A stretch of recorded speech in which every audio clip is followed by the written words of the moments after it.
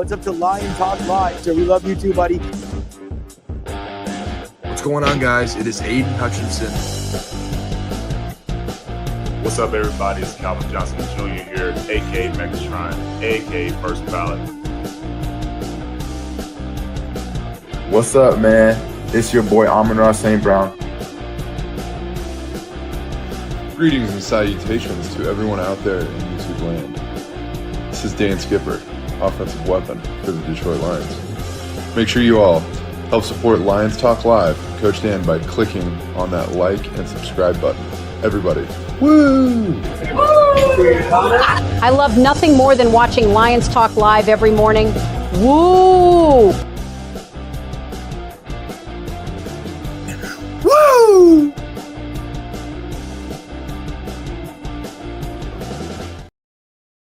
All right, well, greetings and salutations to everybody out there in YouTube land. I am your host once again, Dan Thornton, and I want to thank you for all joining us. It's just after 11:15 a.m. Eastern Standard Time. We got a little bit of news, came out a couple hours ago, didn't have time due to work constraints to actually get it over to you earlier. Hutch Jr., you got this over to me, lickety split as soon as it came out. Why don't you walk everybody through watching the show right now, what's going on with an update regarding Za Darious Smith? Yeah, so it sounds like the Lions are interested in bringing him back. I think me and you have talked about this a couple times. A lot of these veterans, they don't like to come to training camp. Right. Injuries, things like that. And Brad Holmes has made it obviously very apparent, like over time, that we have been keeping in touch with Zidarius Smith. As you kind of noted this morning, you're like, this is kind of one of those tweets that maybe recirculated. Right. And then to come to find out, I did not realize 97 the ticket was at training camp today. So this was actually a live thing that Brad Holmes actually said at training camp. So I'm actually excited to kind of hear that they're still talking because, I think this is the first update we've had in a couple months. We just never knew. We didn't know what was going on with Zidarius. I kind of figured he was going to come back maybe week one. Right. I think a lot of people talked about it. And I kind of think that's where we're heading. So it's interesting to see where, they kind of sit. Well, the Lions must have some level of interest. They've been keeping in communication with them, as we're all, bluntly aware for months. They've kicked the tires on Matthew Judon. We get that. They both kind of play the same position, although I think most would argue Smith's probably better against the run and the pass second, where Judon's probably better at the pass, not so good against the run. The Lions, if they are going to make this move, when would you say fans should really anticipate it going down? Yeah, it's hard because I feel like it could be the end of training camp. For them, you got to think Zidarius Smith is 32, so obviously he's not going to go through training camp and put the wear and tear on his body. He's done it for I don't know how many years now. He's a vet. So for him, you got to think long term, like this might be better for the Lions where, hey, he's not going into training camp. He's not taking bumps. He's not taking bruises. You could probably bring him in right before week one or after week one, depending on, pray to God there's no injuries on the D-line, whatever. I could definitely see it maybe the end of training camp or right before the Green Bay Packer game. You got to think this guy knows our defense. So you could bring him in. He's just going to be plug and play. He's just going to get out there, do the conditioning tests, and then he should be ready to go. Zidarius Smith, we know we got rid of him due to his contract. Obviously, the level of interest in him as a player must be high. Kelvin Shepard's now the DC for the D. He's obviously had some sort of overtures or chats with MC, DC, Brad Holmes, etc. Brad Holmes, as you noted, went on air, talked to him about it, said they're keeping in communication. Let's break this down. Why would the Lions keep in communication with Zidarius if they were not interested in his return? To me, there's got to be something interest of him coming. Like, I feel like because Brad Holmes has mentioned, like, they want to get younger, they want to get better on the D line.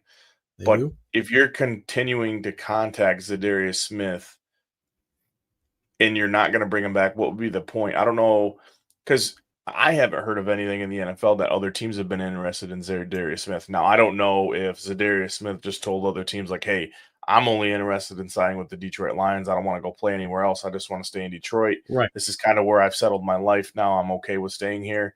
I guess we don't know that behind the scenes. But, if you're the Lions and just kind of winging Zidarius Smith on saying, hey, this and this, but also keeping in contact with him maybe put you the front runners when something does go wrong or when you really need him.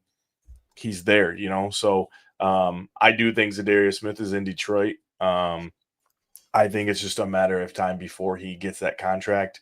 And who knows when. Like I said, I think we've talked about it many times. I think it's going to be training camp at the very end, preseason game, or right before we play week 1 against the Packers.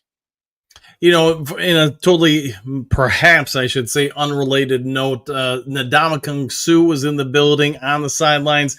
Think that some fans are going to obviously speculate, say, hey, maybe he's looking to come out of retirement and play with this group. Do you think there's anything to that, or is he just visiting the Detroit Lions? No, I think it's just a visit, man. I didn't realize that's his first time back in Detroit since 2014. So he hasn't stepped back, he hasn't stepped foot in Detroit since 2014, his season. So probably for him, it was like a homecoming. I know he's mentioned that he was always interested in coming back and playing Detroit, but for whatever reason, I think Brad Holmes came out and said, yeah, there was like no interest. We didn't even reach out to him, when he was available. So I think it's just good piece now that this regime is like closing those old, I guess wounds.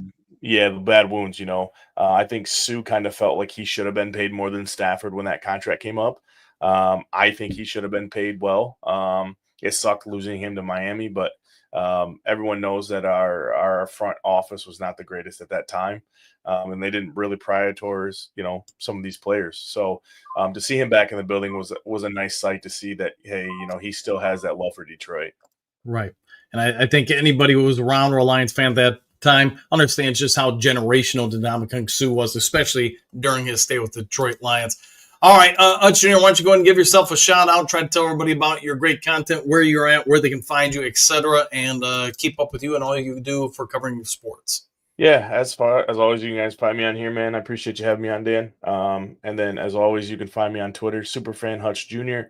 And then there is a new Facebook page going on right now. It's called The Lions Den. If you guys want to go on there, subscribe, follow the page. I have all the news updated from training camp and stuff like that. So any follow would be greatly appreciated.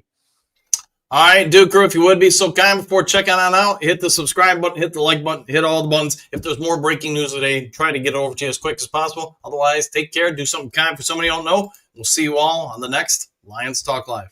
Take care, all. Happy trails to you until